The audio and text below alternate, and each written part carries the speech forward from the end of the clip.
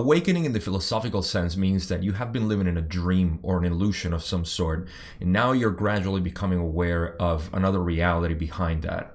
But what is the Great Awakening? Well, I'm about to bring you to my analysis and an overview of what I see the Great Awakening that everybody's talking about now.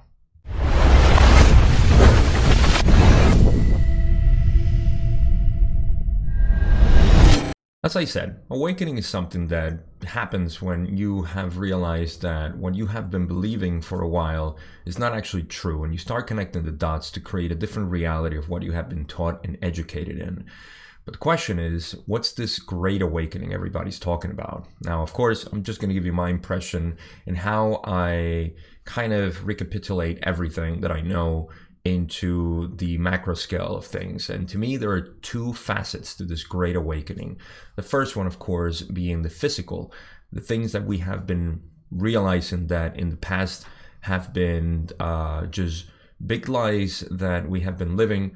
And we know this even in the sense when we were kids. We knew that politics were just a bunch of puppets that just created some sort of theater for people to follow an ideal and have some struggle between them to try to make things right and to believe that they have control. Now, that is a very basic awakening that we all have, and we actually live with that awakened or aware perspective of life. Some of them actually don't, and that's actually interesting that some people do follow, politics as if it was true.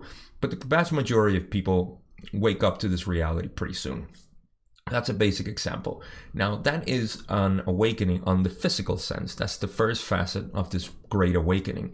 We know basically that there's something behind the curtain, and that behind the curtain becomes a rabbit hole because we start digging into all the information that is there, and it becomes sometimes even unbelievable. But that's due to the confusion and the amount of misinformation that we have, but also because the reality that's behind the curtain is really, really far-fetched, but it seems to be very true when you start connecting the dots with everything else. And the task is monumental, so it becomes very daunting for a lot of people. Now, on the other facet, we have the truth of who we are. We start awakening to the reality that religion is a control system. And this is something that we have becoming aware of for a long time. And we start noticing that we have a different purpose here. We're not just, this spawn of an external God that just wants to punish you or reward you depending on how much you conform with the laws or the rules that they have in religion. Without getting too deep into religion itself, we certainly know that spirituality is something else. Now, just to get a brief sidetrack here, science, conventional science as we know it, became the norm to substitute that awakening from religion. And that's why in this society right now, we have such a vast amount of people that believe in science over religion, or spirituality rather, and they just are not encouraged, or they simply don't want to know anything about spirituality because they associate it with religion. This was implemented about 200 years ago, and this is just part of the veiling of true spirituality.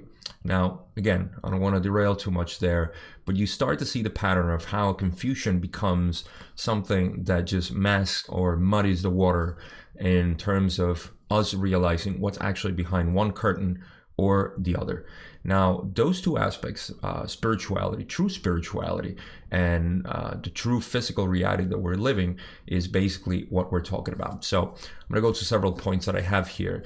And based on all this stuff, the amount of information surfacing out is huge now, and even though it's still being suppressed. Now, a lot of us know that there has been a lot of information coming out from sources like the Antarctica information that we now know that exists there. And there is just a huge rabbit hole that extends from all the secret space program to the true spirituality that all our ancient traditions have been talking about for all our existence as humans here, at least for the past 8,000 years or so. And we can see how deep this rabbit hole gets and how confusing it can get for people that are into seeking the truth and knowing what's actually out there. So this is a very important point, to know that the Great Awakening is actually this unveiling of information from both sides, from the physical and the metaphysical reality that we have been entertained from, distracted from, hidden from, and just simply taken away from our awareness.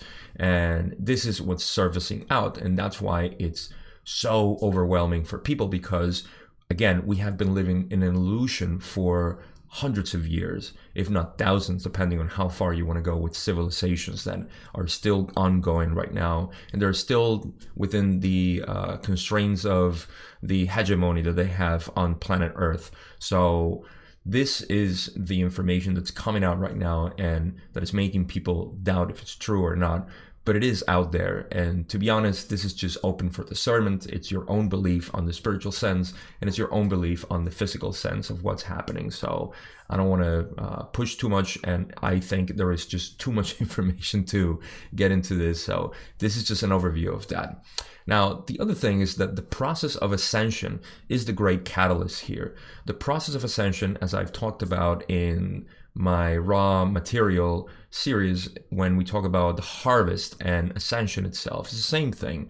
Harvest is just part of the ascension process, but ascension process is basically the geometrical structure that we have in the solar system and the galaxy itself, that promotes the evolution of spirits in their in their current state, let's put it that way. And we are in what we know a third density being that's ascending into fourth density. Now, this is all covered in great depth in my series of Law of One, so I'm not going to go too deep into this. But the thing is that this main process that's happening from the ascension that we're going through, just simply an upgrade, or the ability to have now 4 density capacity of interacting with the frequencies of the universe, is what's also creating the physical awareness, the unveiling, if you will, of this physical reality as well, and the spiritual. So people are becoming more aware of what this actually means. So very important to keep that in mind. This is what actually is causing the catalyst on people to become more aware of the true reality, physical out there, and the true being of who they are. That's why we see so much of a movement in spirituality, of course. Now, the other thing is that we're culminating the veil of both realities. If you see, like I said before, we have that there has been a veiling of all the information of who we are as physical beings here, and the technology that has been suppressed, the history that has been hidden, and all the rest of the cover-ups that have happened in the past and created this just grand illusion that we're living in, just a sort of technological society that has no other way but to create artificial intelligence. With, again, that's a topic in and of itself, huge. So this is just a trend that we're going towards, and I'm just going to go ahead and say it's not going to happen. I have strong beliefs that none of that AI is going to happen, but that's the trend, and that's where those who are in the elite want to happen, but it won't. So the other unveiling has to do with spiritual reality, the one that we have been going through and understanding even more. Now, there's a lot of friction there, and we'll talk about that in a minute, but this spiritual awakening is also very confusing, because we have been told that there is an external God or no God, if you follow science like I did for 25 years and don't believe in any sort of spirituality. But now that is coming up as just a manifestation of the soul, if you will. And because of that manifestation happening, a lot of us are being dragged into what it really means to be a spiritual being. And those who offer resistance, again, we'll talk about that are going to see things very, very bad because they are resisting to their own nature. So the next thing I have is that, well, there we go, friction. Friction is what I call going against the tide, going against the current of the river of life. And now, like I said, going back to the Ascension being the great catalyst, these are energies that are incoming to our planet. And if we don't conform with those energies, we're just going to find a lot of resistance and friction, and that's going to manifest as illness or as mental issues or a lot of societal issues, family problems, and all kinds of just interaction problems. Those of you who are familiar with the solar plexus, this is where everything is going to cook in a sense, because we are resistance again, the societal structure that we're supposed to have, and coming up to the heart, which is really the ultimate goal of this whole lifetime that we have. This incarnation here has only to do with the opening of the heart. So that's very important to keep in mind. So again, I said the friction manifests as resistance to awakening in both sides, capacity of accepting challenges to your convictions. That means the capacity to allow things to unravel and to show you that you have been living in an illusion of some sort. That friction is not accepting what you find out there that challenges your convictions. So you will find resistance if you don't allow your convictions to be challenged by other people or others when it makes sense. And this is tricky work because there's the ego identity there that's going to prevent you from doing that. And it goes into a whole other rabbit hole of what interpersonal work, it's actually the goal here for this. And of course, the other thing is the lack of will to know and accept the self. This is spiritual work at its foundation. It means that you have to start accepting, first knowing yourself, because a lot of us think we know ourselves, but we know our ego rather. And the ego has been the construct that we have been building over years because of the external influence that tells us who we are. But really who we are is that child that we were decades ago, and we are now surfacing out to be that child again in a mature way, of course, and we need to go deeper into that. But again, this is just knowing who you are. Then accepting who you are is just being who you wanted to be all your life without the fear of what people may say or what may happen to you because of the economy, because of your boyfriend or girlfriend or wife or husband or family or friends or your groups or any circles that you have. Anything that goes against who you truly are, if you know yourself, then you're not accepting yourself by conforming to them. So that's very important. This is also affecting what is called the Great Awakening on the side of the spiritual sense, which really just means who you are inside. So that's another big point. The next one is that synchronicities mark the spiritual awakening. Let's go to the spiritual side. Synchronicities are things that, if you're familiar with this term, just happen as you start awakening. And it's a sign from the spiritual realm, your ancestors, your guides, your higher self, mainly, just communicate with you in ways of this physical reality where you see things that are very meaningful coincidences, and they happen in a moment that you know that it's important for you because of what you were thinking, of what's happening, or whatever may be the case. So synchronicities are a big portion of this, and it marks the spiritual awakening as it is. Then there is the crude and uncomfortable facts becoming evident on the physical reality. This means that we're going to be presented with a lot of information, especially today is probably one of the most important days when it comes to knowing the friction that's happening between two forces who are still fighting against each other to, I'm not going to go into details of this, especially here in YouTube, which now has become a battleground for misinformation and just truncating just availability of information for anybody to discern. But The point is that we are at that moment where there is that uncomfortable facts coming out that we don't want to accept because they're either too gory, or they're too uncomfortable, or they are very painful to admit, or whatever may be the case. Just you finding that those facts cannot be possible because you cannot tolerate them. Well, this is a sign of you creating friction, and you need to be accepting or allowing of those things. Now, this doesn't mean you have to believe everything, obviously. You just have to follow your heart. If it resonates with you, take it. If it doesn't, ignore it. But don't fight, and be brutally honest with yourself to know that you're going on the right track of following your heart, and just knowing that this is a possibility, or if it's not, then it's not. So those things are very important. So lastly, I want to give you the conclusion, which is you need to discern for yourself. Like I said, you need to put the work and not ignore it and not distract yourself, which is something that happens often. We get distracted. We find out that we don't want to go deep into that, or we don't want to go deep into the other stuff. And that's fine. You know, some things are not meant for us to go into that depth. That's totally fine. But you need to be have discernment is what I'm saying. I'm not saying go deeper into anything. Just have discernment when a fact or a possible fact is presented to you, and just follow your heart there.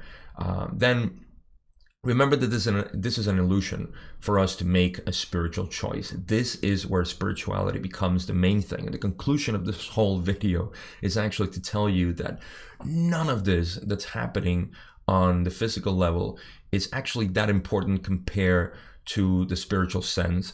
This is what really matters. The spiritual part of who you are. Like I said, knowing yourself and accepting yourself are the two biggest challenges you are going to find. Now, of course, there's a huge importance of what's happening out there in the world right now, because we live in that environment. That's the reason why I'm making this series here, actually, because we are all affected by whatever happens outside. We need to know and discern what's actually true, so we can have a vote, if you will, very appropriate today, to the collective consciousness, actually, to know and upload that information, to know that that's our truth, no matter what it is. But we need to have that spiritual awareness and that spiritual choice. Now, the one thing I'm going to say is that as you have seen in this video, I have divided two things, the physical and the metaphysical reality. They're both very important for us to know and understand to a degree, however deep you want to go into. But the thing is that I feel, and this is just my personal opinion, is that in spirituality lies where you will get the most out of this. Why? Because this is just a reference point for what we're doing. Everything here is a simulation for us to find the choice that would bring us to what we call positive polarity or negative polarity, opening the heart or closing, shutting the heart completely. Now is the time for you to either completely open your heart or completely shut it. Otherwise, well, you're just repeating what we call third density cycle, meaning that you will have to reincarnate here, or not here, but on another planet, as some of you are aware who follow the law of one, of course.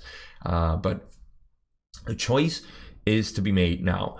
And the important thing to say is that it's maybe more beneficial, I would say, to invest more time, resources, and effort into becoming who you are. Not so much getting into the deepest, because it would take too much time to navigate those rabbit holes of the physical reality, as I just shown before. It would take too much time and effort, and I think all of us humans have the right to at least become a lot more in tune with who we are and find that purpose that we came here to do. So again, do your work, find what resonates with you, and just remember that please, we're all in this together, and there is something that we need to do for the improvement of this society before we actually transition into fourth density, where we would have basically no turnaround. So with that, I leave you, because it's important to know that we have a mission, we have a purpose, and I believe that it's just unto us to find out what it is, and this is the time. So That's all I got. I'll talk to you in the next video where we talk about something else within this whole grand illusion that we're trying to reveal.